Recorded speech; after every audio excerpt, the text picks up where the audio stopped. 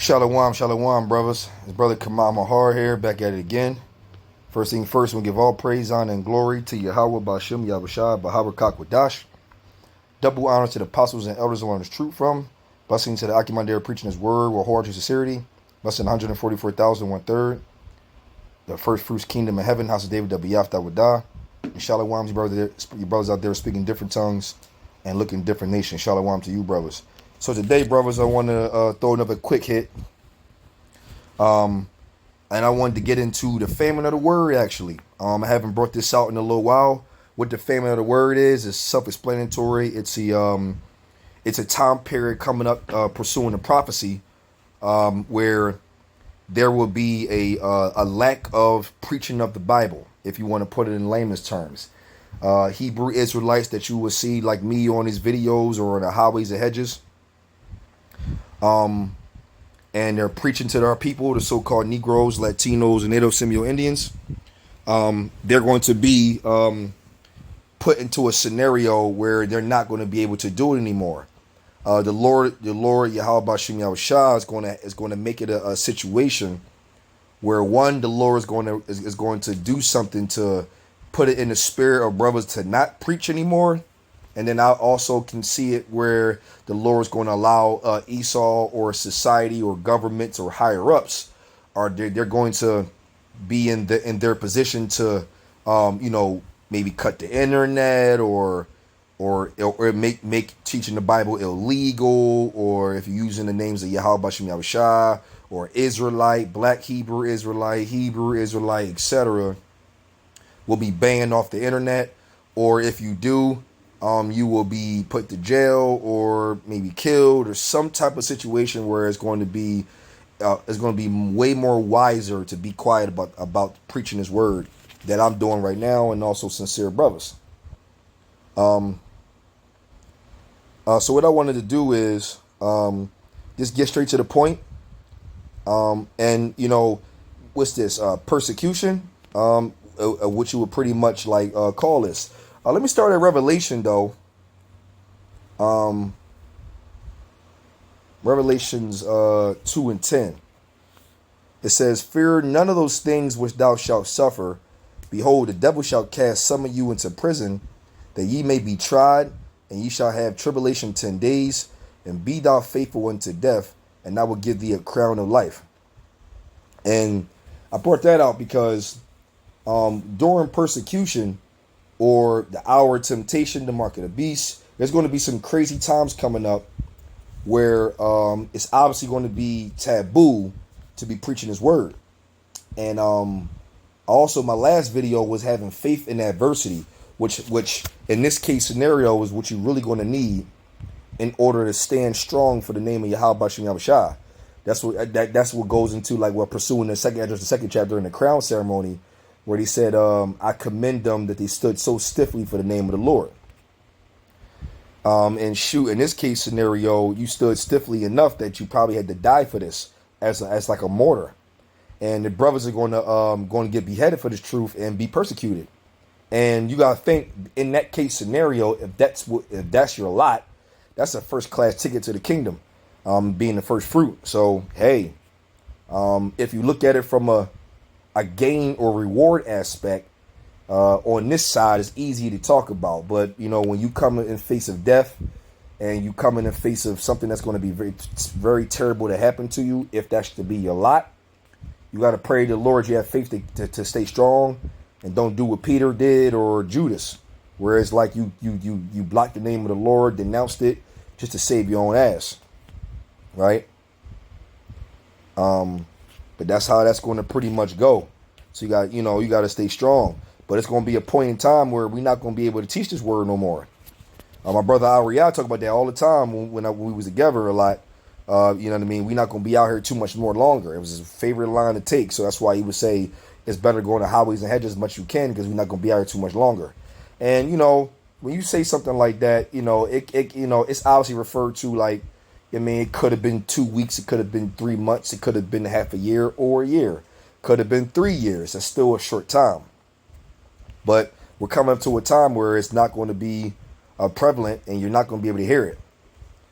So Let me go to the book of let's go to Ezekiel, and I end off with Amos. Ezekiel 3, starting at 24. It says, Then the Spirit entered into me, and set me upon my feet, and spake with me, and said unto me, Go, shut thyself within thine house. But thou, O son of man, behold, they shall put bands upon thee, and shall bind thee with them, and thou shalt not go out among them. Here's the point. And I will make thy tongue cleave to the roof of thy mouth, and thou shalt be dumb, and shalt not be to them a reprover, for they are a rebellious house.